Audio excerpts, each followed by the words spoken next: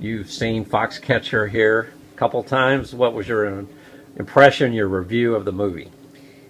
Well, I thought it was captivating. I thought it was powerful. I thought it was dark. I know when Mark Schultz wrote the book, Foxcatcher, he wanted to get his life story out there, kind of.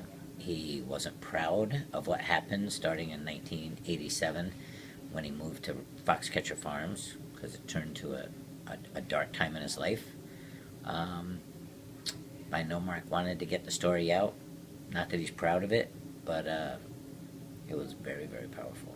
And knowing Dave Schultz, as well as I did, traveling the world with him, and Mark Schultz, the characters that Mark Ruffalo and Channing Tatum played, their mannerisms, everything was just unbelievable.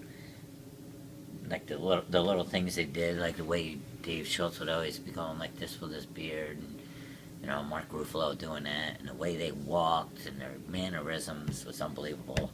As far as Steve Carell, I don't believe there's anybody on earth that could play the creepiness that John DuPont had when he was walking around. But I don't know if anybody could portray it any better than the way Steve Carell did. It was amazing.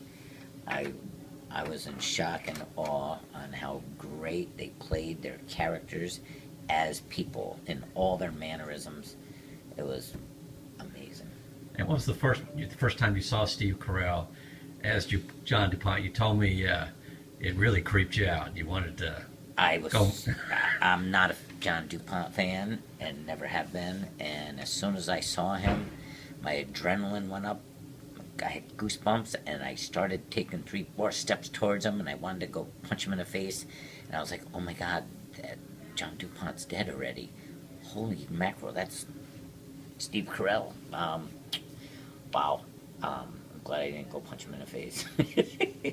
So, and I told Steve that later, and when I told him that, he was so happy I didn't go punch him.